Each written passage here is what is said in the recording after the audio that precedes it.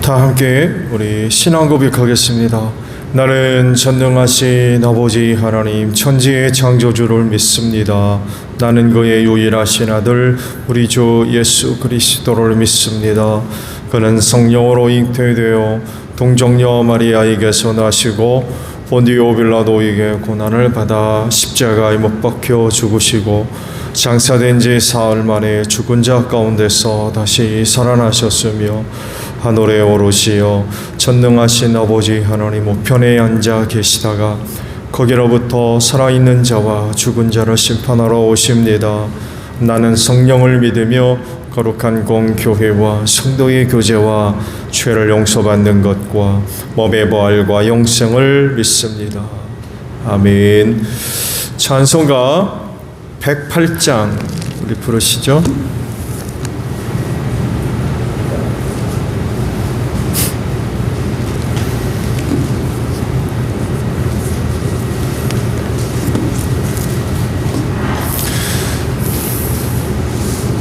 찬송가 108장 부릅니다.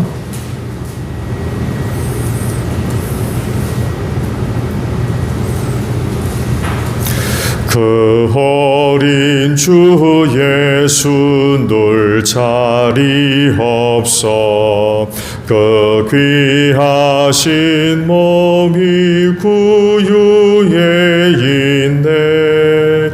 저 하늘 별들이 반짝이는데 그 어린 주 예수 걸 위에 자네 저 육축 소리에 학이 잠깨나 그 순하신 예수 우시지 않네. 그 귀한 예수를 나 사랑하니 새 날이 밝도록 함께 하소서.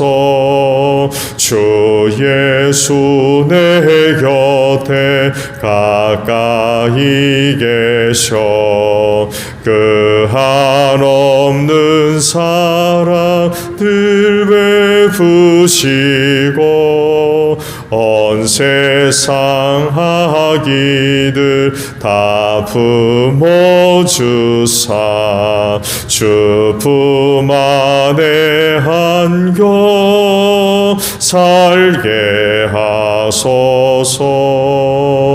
아멘. 말씀을 봅니다.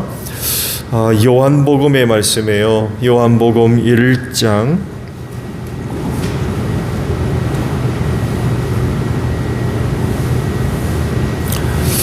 요한복음 1장 9절에서 18절까지 있는 말씀입니다. 요한복음 1장 9절로 18절이에요. 참 빛이 있었다. 그 빛이 세상에 와서 모든 사람을 비추고 있다. 그는 세상에 계셨다. 세상이 그로 말미암아 생겨났는데도 세상은 그를 알아보지 못하였다. 그가 자기 땅에 오셨으나 그의 백성은 그를 맞아들이지 않았다. 그러나 그를 맞아들인 사람들 곧 그 이름을 믿는 사람들에게는 하나님의 자녀가 되는 특권을 주셨다. 이는 혈통에서나 육정에서나 사람의 뜻에서 나지 아니하고 하나님에게서 났다. 그 말씀은 육신이 되어 우리 가운데 사셨다. 우리는 그의 영광을 보았다. 그것은 아버지께서 주신 외아들의 영광이었다. 그는 은혜와 진리가 충만하였다. 요한은 그에 대하여 증언하여 외쳤다. 이분이 내가 말씀드린 바로 그분입니다. 내 뒤에 오시는 분이 나보다 앞서신 분이라고 말씀드린 것은 이분을 두고 말한 것입니다. 그분은 사실 나보다 먼저 계신 분이기 때문입니다. 우리는 모두 그의 충만함에서 선물을 받되 은혜에 은혜를 더하여 받았다.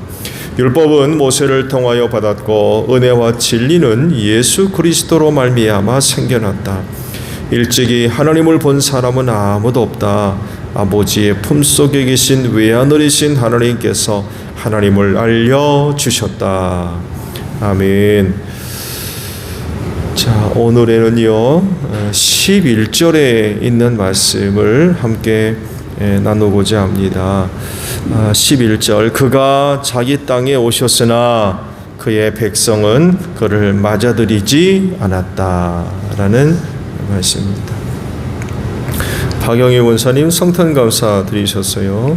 잠깐 기도하죠. 지난밤 쉬게 하시고 오늘도 내로이 새날을 주신 아버지께 감사를 드립니다. 오늘도 저희가 만사를 대하기 전에 먼저 이른 아침 아버지 앞으로 불러주시고 새벽 제단 쌓게 하시니 감사합니다. 이 자리를 축복하소서. 아버지께서 주시는 은혜로 충만케 하셔서 어느 누구보다도 우리 기도하는 심령들 하나님께로부터 은혜 얻어 하나님께 영광 돌리게 하시고, 또한 어느 누구보다도 하나님께 감사 풍성한 귀한 삶이 이루게 하시며, 하나님을 알지 못하는 많은 사람들 앞에 또 하나님의 살아계심과 은혜를 증거하고 나타내는 복된 믿음들 되어지게 하소서. 성탄절 맞이해서 감사의 예물 드립니다. 이 믿음 기억하시고 축복하여 주시옵소서. 하나님의 은혜가 나타나는 복된 삶이 되게 하시고, 저들의 귀한 가정 믿음의 반석에 서게 하시고, 사업 형통하게 하시며 가정 복음화 꼭 이루어질 수 있도록 은혜 베풀어 주시옵소서. 예수님의 이름으로 기도하옵나이다. 아멘. 일반적으로 성탄하면 기쁨과 즐거움을 이제 제일 먼저 떠올리게 될 거고요. 이거는 예수 믿는 사람이건 믿지 않는 사람이건 일단 성탄절 하게 되면 가져다 주는 어떤 분위기, 또 느낌, 이런 것들이 거의 대부분이 즐거움, 기쁨, 보통 그렇죠. 예수 믿지 않는 사람들 하게 되면 휴일이기 때문에 아무래도 이에 따르는 어떤 즐거움이 또 있겠죠. 근데 성탄의 또 다른 이면에는 눈물이 있고 또 고통이 있으며 슬픔이 있어요. 표면적으로 보여지는 즐거움과 기쁨만 있는 게 아니라는 거죠. 정말 그 이면 뒤에는 감당할 수 없는 엄청난 그런 그 고통들이 있습니다. 왜냐하면 성탄을 환영하지 않는, 또 좋아하지 않는 그런 그 사람들이 있기 때문에 그래요. 10절 말씀을 보게 되면 그가 세상에 계셨다고 그러죠. 감사한 일이죠. 근데 알아보지를 못한대요. 그 세상이 그분으로 말미암아 지음 받았음에도 불구하고 그 세상에 계신 그분을 알지 못했대요. 심지어는 오늘 말씀 보면 자기 땅에 왔으나 그 백성이 맞아들이지 않았다, 이렇게까지 하셨다는 거예요. 왜 이런 일들이 일어나게 될까?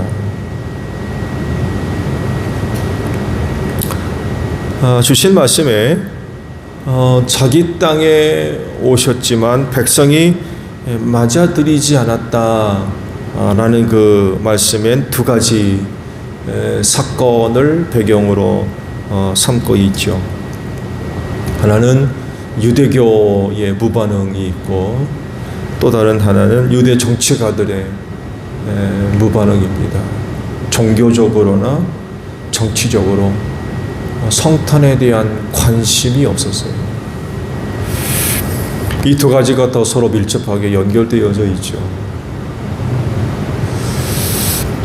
동방으로부터 박사들이 와서 유대인의 왕으로 태어난 데가 어디 있느냐라는 소식을 전해주니까 이 소식으로 인하여서 예루살렘이 발칵 뒤집혔죠. 제일 먼저 반응한 건 헤롯이었습니다. 박사들을 불러다가 그 일이 어떻게 일어나게 되었는지 상세하게 물어보고 부탁을 하지요.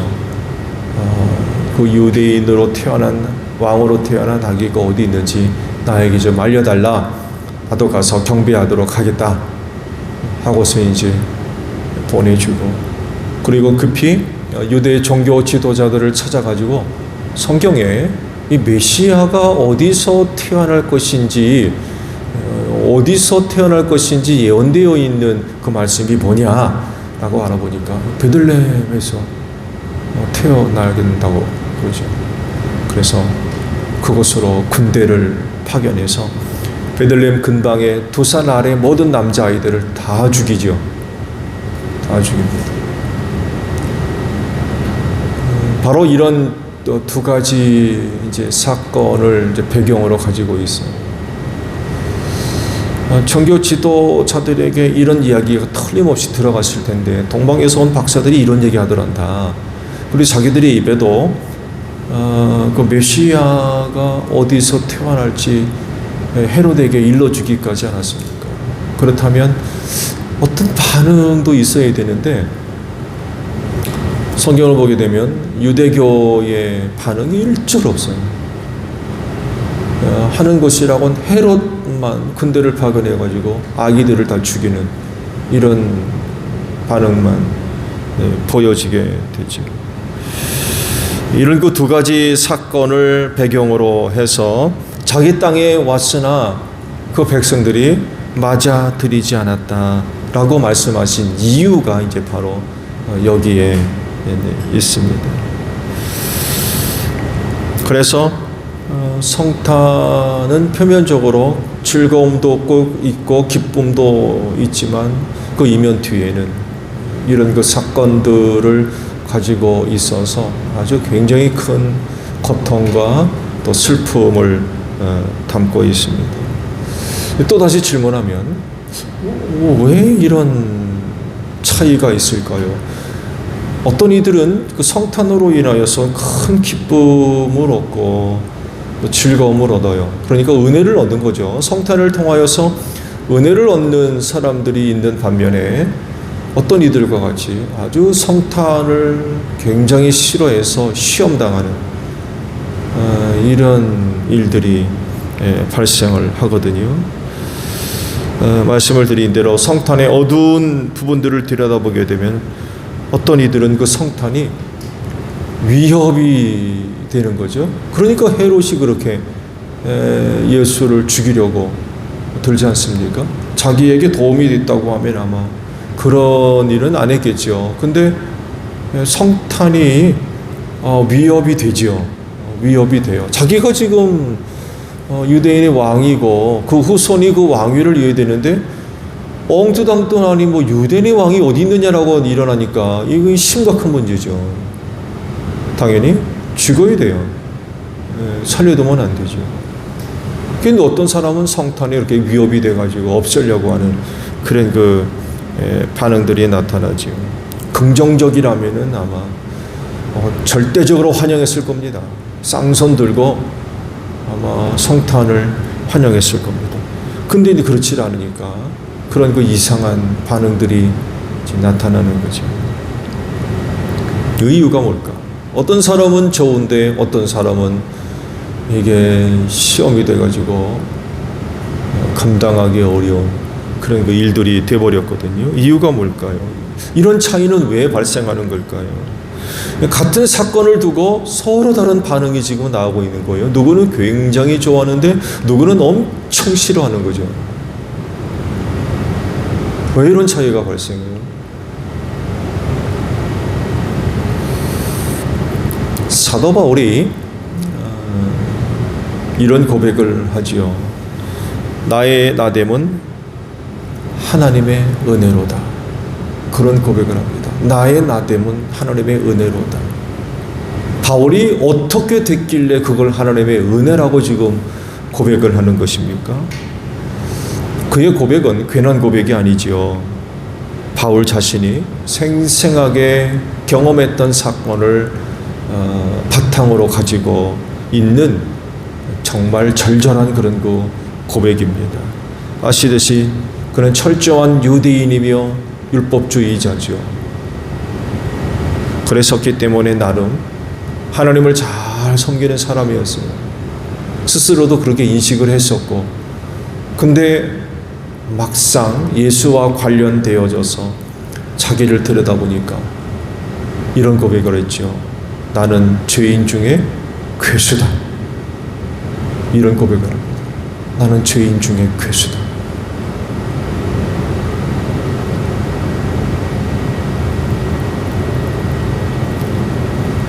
누구보다도 열정적으로 하나님을 잘 섬기는 줄 알았는데 예수를 만나고 난 뒤 나는 그런 사람이 아니었다는 것을 발견한 거예요. 그렇게 예수 반대하고 교회를 핍박하고 그랬던 사람이었던 거죠. 하나님의 오히려 원수처럼 생활했어요. 그동안 자기는 나름 잘 섬기는 줄 알았는데 죄인의 괴수가 돼가지고 하나님의 원수처럼 사는 그런 그 사람이었던 거죠. 그랬던 그가 하나님의 사람이 되었다라는 것, 하나님의 은혜라는 것, 그 은혜가 너무나도 크다는 걸 알아요. 왜? 과거 자기가 어떤 사람이었는가를 알기 때문에 그래요. 정말 그렇게 못된 짓을 많이 했거든요. 근데 그런 바울이 뭐가 좋아가지고 복음 전하는 사람으로 만들었어요? 그런 사람이 뭐가 좋아가지고? 이걸 아는 거예요, 바울이. 내가 하나님께로부터 받은 은혜가 얼마나 크다는 걸 아는 거예요. 이렇게 보니까 이건 하나님의 은혜로라고 밖에는 설명이 안 되는 거예요. 설명이 안 돼요. 그건 전적인 하나님의 은혜라는 것을 아는 거죠. 이것밖에 없다는 것을 이제 그가 아는 거죠. 그러니까 이런 사건들을 볼 때 성탄을 통해서 은혜를 얻는 것과 시험에 드는 것 차이는 바로 여기에 있어요. 하나님께서 정하시는 거죠.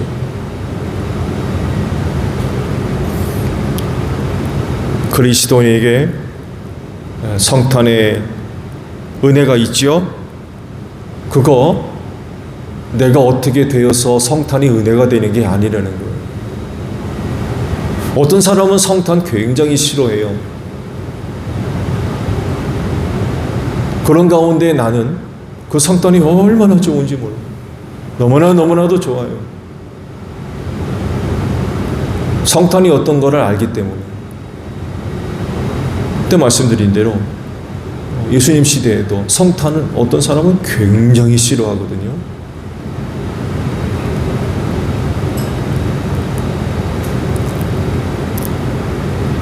성탄의 은혜라는 거죠. 하나님의 은혜. 다 똑같은 사람인데 내가 뭐라고? 내가 뭐라고 나에게 그런 은혜를 주시냐 말이죠.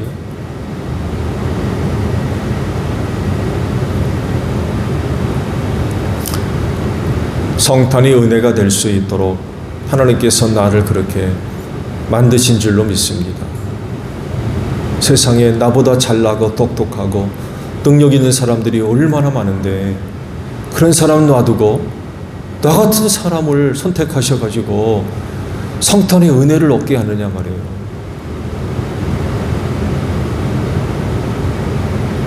하나님의 은혜지요. 그렇진데 성탄을 맞이해서 하나님께 감사하는 여러분들이 되시기를 바랍니다. 내가 나 될 수 있도록 은혜를 주신 거죠. 사도 바울과 같이 나의 나됨은 하나님의 은혜예요. 그러므로 그 귀한 은혜를 헛되이 만드는 일은 없어야 되겠지요. 그 은혜를 헛되이 하지 않도록 신앙생활 잘 하시는 여러분들이 되시기를 바랍니다. 앞으로 우리가 얼마만큼은 성탄의 은혜를 얻게 될지는 모르겠어요. 그렇지만 우리의 영혼이 하나님 앞에 서는 그날까지 성탄이 은혜가 되는 그 은혜를 위해서 오늘 여러분들이 갖고 있는 신앙 잘 간직하는 여러분들이 되시기를 바랍니다. 오늘 성탄절인데 이 성탄절을 통하여서 더욱더 여러분의 신앙을 굳건히 세워가는 여러분들이 되시기를 바랍니다. 주기도문 합니다. 하늘에 계신 우리 아버지, 아버지의 이름을 거룩하게 하시며 아버지의 나라가 오게 하시며 아버지의 뜻이 하늘에서와 같이 땅에서도 이루어지게 하소서. 오늘 우리에게 일용할 양식을 주시고 우리가 우리에게 잘못한 사람을 용서하여 준 것 같이 우리 죄를 용서하여 주시고 우리를 시험에 빠지지 않게 하시고 악에서 구하소서. 나라와 권능과 영광이 영원히 아버지의 것입니다. 아멘. 기도하겠습니다.